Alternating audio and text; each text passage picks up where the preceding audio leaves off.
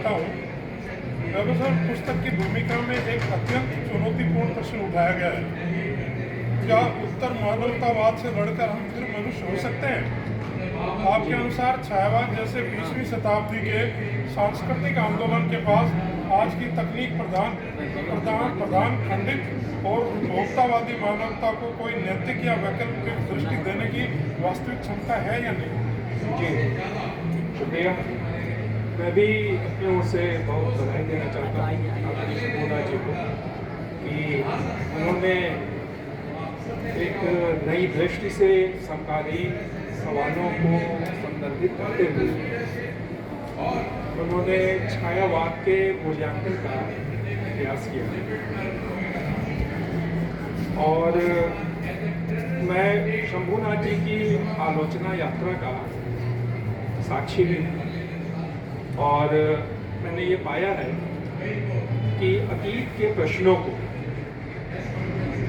मानवतावादी दृष्टि से परखने और समझने का काम सब करते हैं।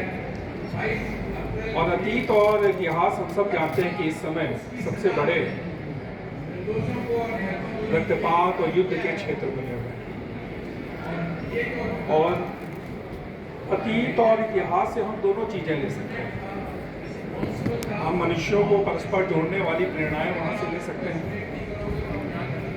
और उनके बीच जाति, धर्म, लिंग के भेदभाव पैदा करने वाले सूत्र भी वहीं से हम पैदा कर सकते हैं। तो मैंने देखा कि शंभूनाथ जी के दृष्टिकोण में यही मानवतावाद है कि हम इतिहास से कैसे अपने आप को एंगेज करें, क्योंकि इतिहास तो बीत गया, जो घटित हो गया खत्म हो गया, लेकिन जो जीवित मनुष्य है, जो जीवित सभ्यताएं होती हैं, वो इतिहास को कई बार संग्रहालयों में रखती हैं या फिर वो इसका इस तरह से उसका शिक्षण करती हैं कि कम से कम वे वर्तमान में लोगों के जख्मों को ना कूदे दें, गड़े मुर्दे ना उखाड़े जाए। और अगर हम इतिहास के पास अगर हम जाएं भी तो भी हम कम से कम वहाँ से कुछ उत्कृष्ट मानवीय मूल्यों के लिए प्रेरणाएं और सूत्र को ग्रहण कर सकें। तो शंभूनाथ जी की जो पूरी आलोचना दृष्टि है, जो उन्होंने भक्तिकाल के आलोचना करते हुए जो उन्होंने उसको प्रस्तावित किया है, उसको विकसित की है, या नवजागरण की है, या छायावाद, तो जो उन्होंने शब्द इस्तेमाल किया उत्तर मानवतावाद के प्रति चिंता, वो यही है कि 20वीं सदी में हम देखते हैं कि बड़े पैमाने पे बहुत सारे आलोचकों ने मूल्यांकन किया भक्तिकाल का, उसमें नाम लिए गए बहुत सारे, या छायावाद का या नवजागरण का। तो सबके केंद्र में यही चिंतन था कि हम एक आधुनिक राष्ट्र के तौर पे हम कैसे अपने आप को संगठित करेंगे जहाँ पे जाति, धर्म, लिंग की संकीर्णताएं नहीं होंगी, और जो संकीर्णताएं अगर हैं तो हम कम से कम, या जो जख्म हैं उन पे हम कम से कम उनको खाद पानी देने का हम काम नहीं करेंगे। ये एक पूरी इतिहास दृष्टि थी, इतिहास दर्शन था। तो उस प्रक्रिया में अब हम देखते हैं जो 20वीं सदी में एक प्रकार से समाजवाद विकसित हुआ और लोकतंत्र विकसित हुआ।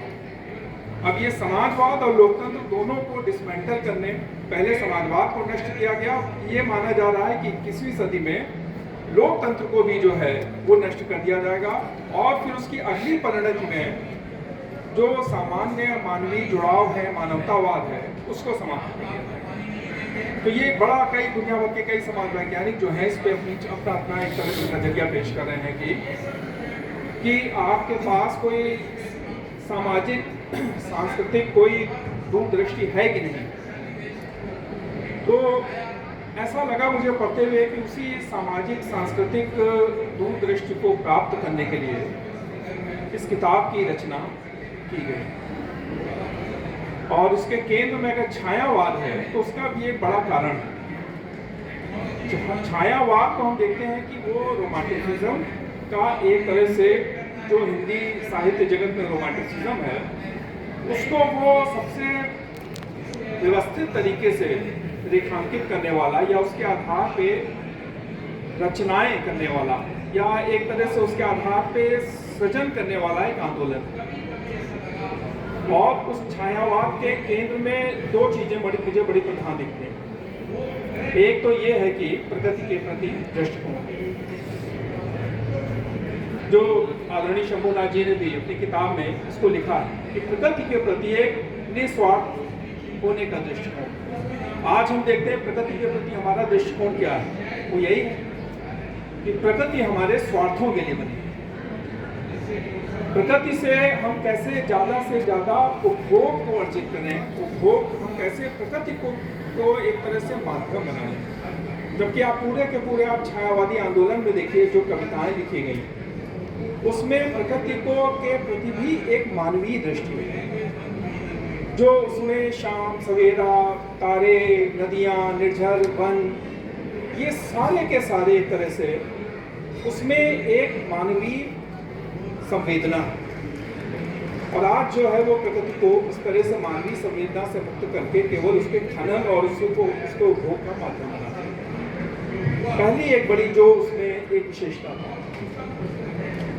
दूसरी जो उसकी बड़ी विशेषता थी वो ये था कि आधुनिकता को अर्जित करना और आधुनिकता को अर्जित करने के लिए एक तरह से मनुष्य को मुक्त करना, जिसको हम कहते थे, जो उसको रामचंद्र शुक्ल कहा करते थे, हृदय की मुक्तावस्था को हासिल कर पाना, उसको प्राप्त कर पाना।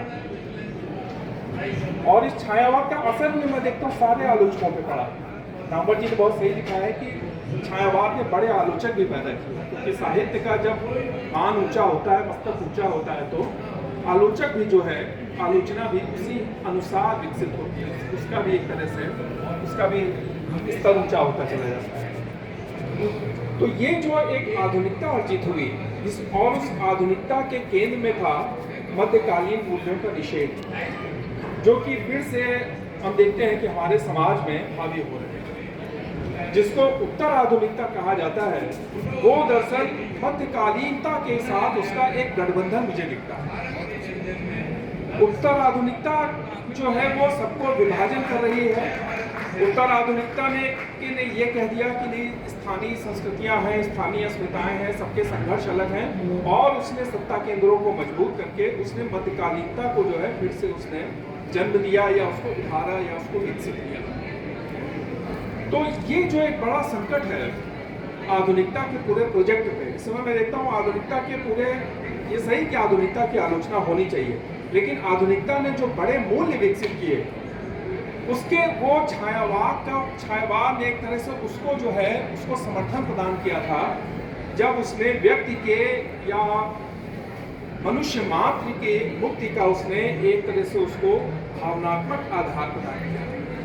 मैं साफ स्पष्ट शब्दों में कह रहा हूँ, जब उसने उसको एक भावनात्मक आधार प्रदान कर दिया। अभी उस समय कोई आर्थिक आधार नहीं था मनुष्य की बराबरी का, अभी उस समय कोई उस तरह से राजनीतिक और सामाजिक आधार भी विकसित हो रहे हैं, लेकिन उसने उसको पहले प्रसिद्ध करके उसने एक तरह से उसको एक दार्शनिक और मानव भावनात्मक आधार प्रदान किया। और ये उसने एक तरह से मनुष्य को, और उसमें देखिए बहुत सारी कविताएं ऐसी जो कि सर ने भी इनको संदर्भित किया है कि निराला की कविताएं उसमें लिखी गई, भिक्षुक लिखी गई, विधवा लिखी गई, जल्दी जल्दी पैर बढ़ाओ जैसी निराला की प्रसिद्ध कविता है, या कुकुरमुट्टा उनकी प्रसिद्ध कविता है। तो ये सारी कविताएं आप देखिए कि जो मनुष्य मुक्त हुआ था सामंती बंधनों से, सामंतवाद का विरोध करते हुए, उस मनुष्य ने जो है वो लोकतंत्र और लोकतांत्रिक आंदोलनों के साथ जो है खड़े होने में, अब वो मनुष्य आगे चल के वहाँ पे खड़ा हो गया था उन आंदोलनों के साथ। तो ये जो छायावाद की प्रमुख विशेषताएं थी प्रगति को लेकर, आधुनिकता को लेकर, या बराबरी के मूल्यों को एक तरह से विकसित करने का, वो बार बार हमें याद दिलाएंगी कि हम कौन थे और हम किस जगह पे हम जा रहे हैं, हमारा भविष्य कैसा होगा। क्योंकि भविष्य को इस समय बहुत लोग जो हैं भविष्य को लेकर अपनी अपनी बातें कर रहे हैं। अब उनसे पूछा जाए कहाँ इतनी हड़बड़ी में दौड़ते चले जा रहे, रुक जाओ, ठहर जाओ जरा थोड़ा।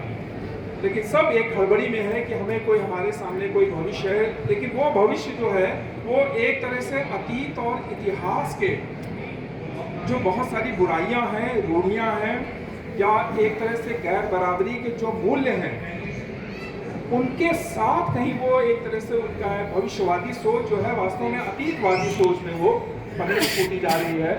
और इसी को लेकर उत्तर मानवतावाद का ये पूरा का पूरा एक हमारे सामने एक संकट है कि उपभोक्तावाद ने हमें नागरिक बनाने से हमें नागरिकता हमारी छीन ली है, और अतीत और इतिहास की जो हम आलोचना कर सकते थे उस अधिकार को उसने छीन लिया है। क्योंकि जो अतीत जो जिस चीज से प्रेम करता है उसी की आलोचना कर सकता है। मैं तो बार बार कह रहा हूँ कि जो लोग बहुत इतिहास के आज अंग बन रहे हैं वे दरअसल इतिहास से प्रेम ही नहीं करते हैं, क्योंकि अगर वो इतिहास से प्रेम करते हैं तो वो इतिहास की आलोचना सुन सकते हैं। जो प्रेम करता है वही उसकी आलोचना भी करता है। और इसलिए हम देखते हैं कि पूरा का पूरा आधुनिकतावादी चिंतन, जिसमें छायावाद जिसका एक प्रमुख स्तंभ है, घटक है, उसने हमें आलोचनात्मक चेतना भी प्रदान की। और वो आलोचनात्मक चेतना जो है वो आदरणीय शंभूनाथ जी भी उसको अपने केंद्र में रखा है उस किताब को, और हमें अपने समकाल अतीत वर्तमान के खतरों से अवगत कराया। धन्यवाद।